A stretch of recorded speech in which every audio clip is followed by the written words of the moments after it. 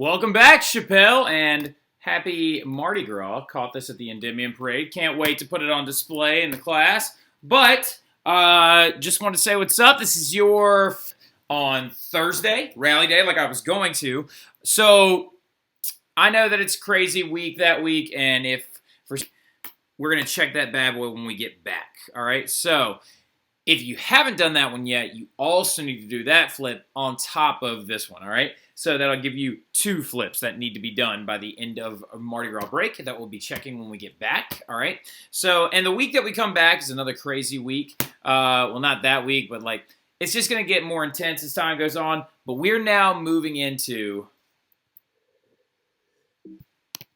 the thing that I will probably teach you the most in depth all year, all right? So what you need to do, real quick, before you write that, go ahead and write the French Revolution. Big, nice, punchy letters, all right? So, like, make sure it's obnoxious.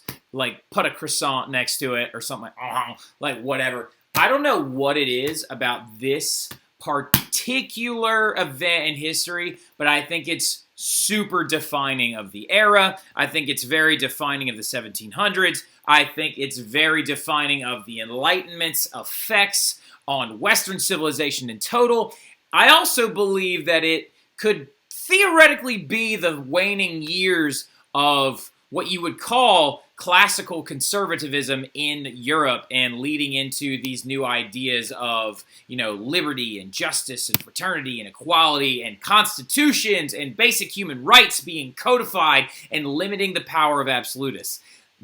Literally, the French Revolution is like the terminal disease for absolutists. They don't exist anymore because of events like we're about to get into now, all right? So, what we're going to use this flip to do, though, is we're going to use it to talk about the causes of the French Revolution. So let me do a real quick thing and go ahead and put a timer on, just so I'm aware of how much time I'm using up and stuff like that.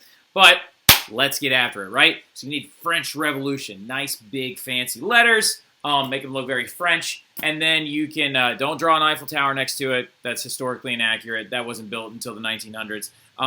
You can put like fleur-de-lis next to it, though. Very, very prominent symbol during this period. But the death of that symbol during this period as well. But let's get into it. Actually, the death of the fleur-de-lis occurs during the French Revolution. Now, anyway, so don't even say, but we still use it. It's different. We'll talk about it, even though, ironically enough, I say this as it exists on this football. All right, so now, anyway, well, fleur-de-lis, what is the fleur-de-lis, though? Let's talk about that for a hot second. The fleur-de-lis, this little symbol right there, is actually a lily flower, right? Used to represent the monarchy and the Holy Trinity within France, right? So who are we talking about now? We're talking about the current monarch underneath this time period.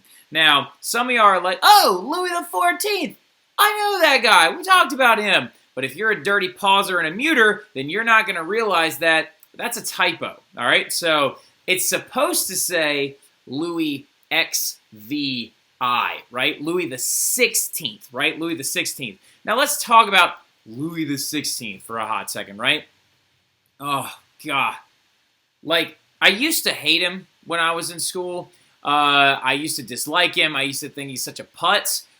Ironically enough, though, now I kind of like pity Louis, right? Louis is like very, very, very awkward. Like, according to a lot of historians and revisionist historians, and also according to a lot of his actions that he actually took out, Louis was a super awkward cat. He might have had some type of undiagnosed disorder that we don't know about, but very awkward, super clumsy, seems to have had a decent heart inside of himself, but was really unable to relate to people on a personal level. Like, he really, really struggled in his early formative years, very so much to the point that he often appealed kind of like unfeeling or gruff, if you would. And also, we feel kind of bad for him in the long run because he's a Bourbon monarch, right? He is of the Bourbon family. He is the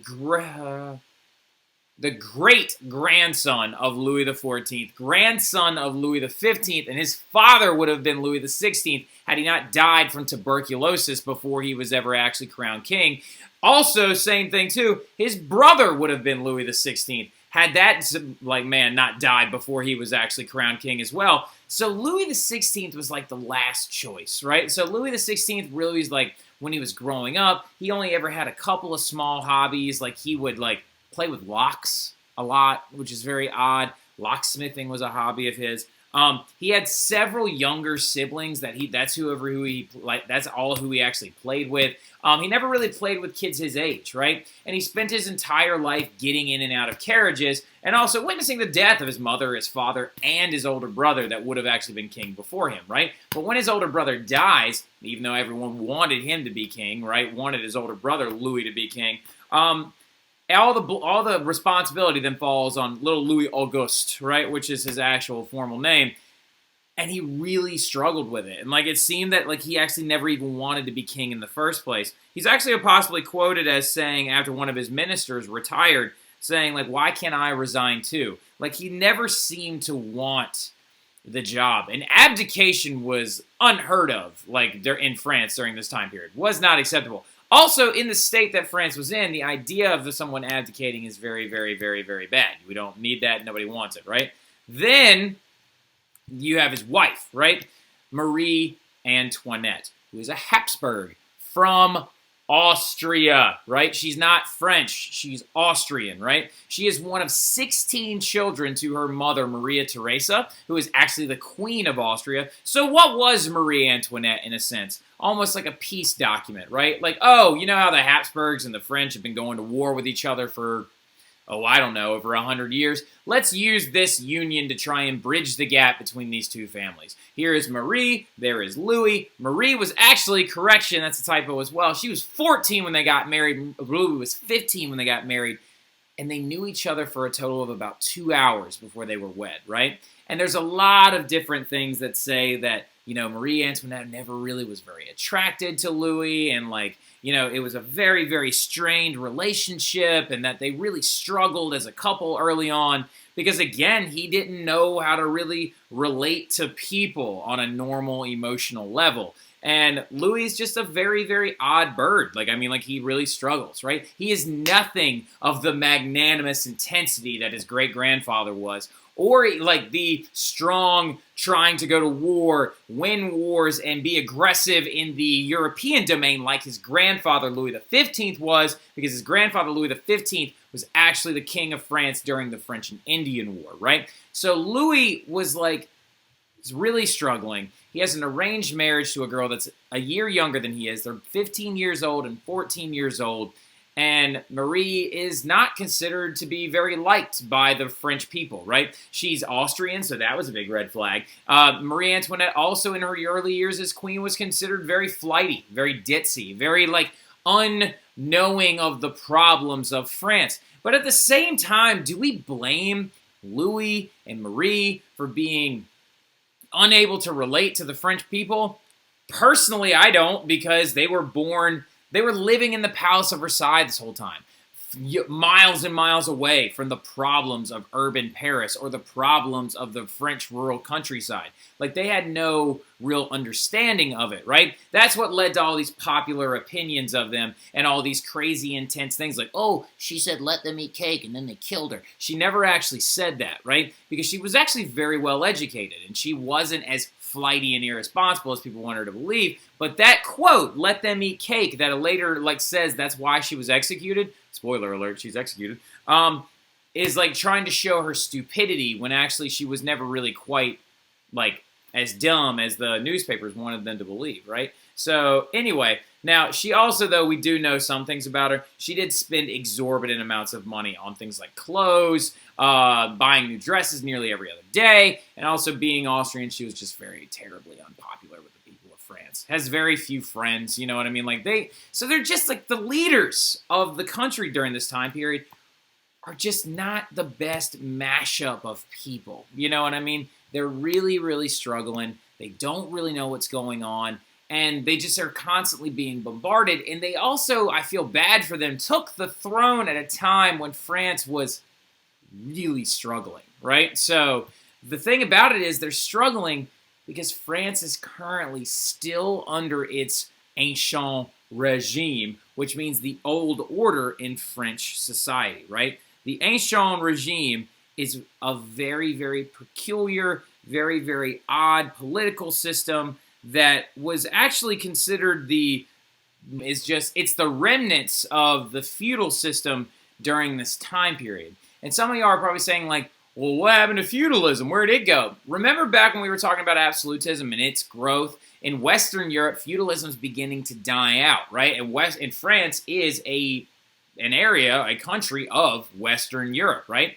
The ancient regime is the old order of things, right? So when feudalism began to die out, they adopted this old order where society was divided into 3 estates, right? We're not going to call them classes, we're going to call them estates because that is what they're properly meant to be called, right? These 3 different estates share different burdens of this financial load, right? Now, going into it, though, something you also need to understand, let's back it up. Yeah, I like that idea. We don't need to do all that. So anyway, now, first of all, you need to understand the mapping out of these estates, right? So the first estate, right, before we go any further, is the clergy, right? The first estate, the clergy, mainly bishops, church leaders, local parish priests, nuns, convent workers, right? Like those are your first estate members, right? They enjoy immense wealth, physically speaking. They don't really use it on themselves, but they do have access to a lot of money because they collect tithes every single week, as we know, being the 10% donation to the church that has existed since the Middle Ages, right? Not to mention the fact, too, that the direct involvement of the Catholic Church in the ruling class of France is not something to be unheard of because we talked about Cardinal Richelieu in ad nauseum, like when we were talking about the rulingship of Louis XIII preceding Louis XIV. So the Catholic Church has always been there when it comes to the leadership in the first estate level of the French Revolution. Now, they enjoyed immense wealth, collected these tithes. Now, the craziest thing about it is they pay 0 taxes, right? Now, as we said earlier, France is in some financial troubles right now. As we talked about with Louis XIV, France is in like a massive amount of debt, right? Louis XV didn't make it any better, right? So, and yet the wealthiest class amongst them all pays no taxes, right? They also own 10% of all the land in France, which would be like if you owned Texas, Oklahoma, and Louisiana. Right? Like, that's 10% of the continental United States, give or take, right? So that's an insane amount of land territory that they own within one of the most powerful countries within Europe, right? So that's the first estate, the clergy, right? So the second estate is the nobility, right? The nobles. Real fast, all a noble is just a member of a high-class family who typically owns a lot of land, right? Now, notice I said typically. There were some poor nobles out there, right? Now, a lot of these nobles, though, too, remember, were split into 2 different nobility classes. You had your robe nobles and your sword nobles, as we know when we talked about absolutism. You have to be able to carry that absolutism unit over into this one, or else you're going to be completely lost, all right? So there were robe nobles and sword nobles in French society, right? The robe nobles bought their royal office, whereas the sword nobles had earned it through military rights, right? So the thing about it is, these nobles were warring with one another, and the thing also is, why would someone want to be a noble in the first place? Ding! It's because they don't pay much in tax, all right? So these robe nobles that took these jobs helped Louis pick out his shirt, helped him go to the bathroom, helped him take off his riding shoes, right, that sucked up to him and lived in his royal court. Not Louis XVI as much as Louis XIV, but you understand what I'm saying. They wanted to buy into that class because they only paid taxes on 2 different things. The only things they paid taxes on were land and salt, and that was it. There were 2 of the old, like very, very old taxes from the Middle Ages that they only still paid, right? They owned most of the land in France, and they held all the top government jobs, right? So the nobility is crazy. And then the third estate is literally everybody else, right? So you can write everybody else, you can write the commoners, you can write like anybody but, or I don't care, right? But it's made up of different kinds of people, right? They are the everyone else. Now, this is going to get confusing, but you got to take this ride along with me, right? Because this is where we're getting to, and this is where we're going to kind of stop, okay? So, French society was crazy divided by this point, right?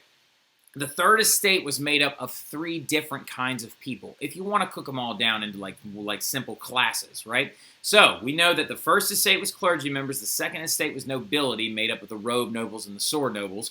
The third estate is everybody else, and it's made up of the bourgeois or the bourgeoisie, okay? You see this word right here? That's how you say that, bourgeoisie, all right? So say it to yourself.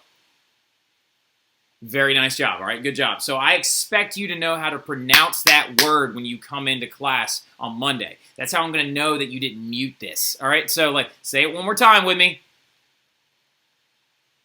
Good job. Now I'm going to say it again. Bourgeoisie, or you can say the bourgeois, all right? So then you've got the rural peasants, and you got the urban workers, right? Now, the bourgeois, they're the kicker class, all right? They need a star next to them. They need to be heavily underlined. They need to be highlighted. They need something. They're very interesting. They've been on the grow since, the 1600s, since the establishment of, the French East India Company. Yes, it existed. So the French West Indies Company. Yes, it existed. But they were these people that were prosperous.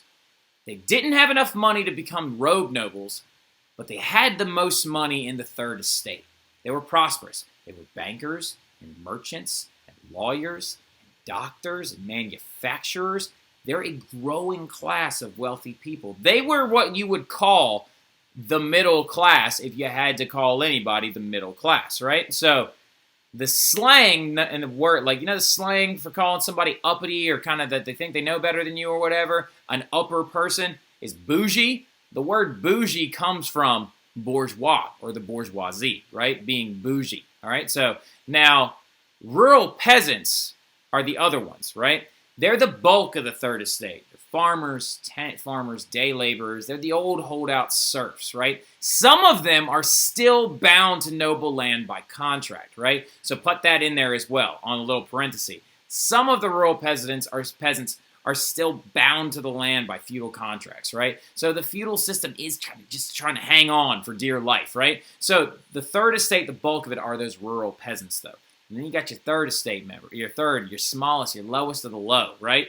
That's the poorest members of it, the urban workers, right? They're unemployed, they're street vendors, they're printers. They work in these pseudo factories that are on the rise. They're not like big mechanized factories yet because we haven't got to the bulk of the Industrial Revolution yet, which is going on during this time period in Great Britain, but it hasn't made its way over to the continent yet, all right? So the bulk of the third estate, though, of those rural peasants, the bourgeois are the wealthy, the urban workers are the poorest members. Now you need to study this stuff.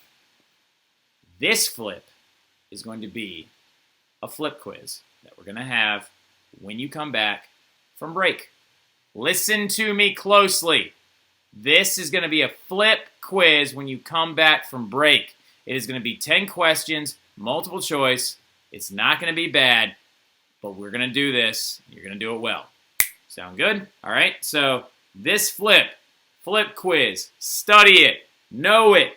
There you go. I'll talk to you guys later. Have a good one.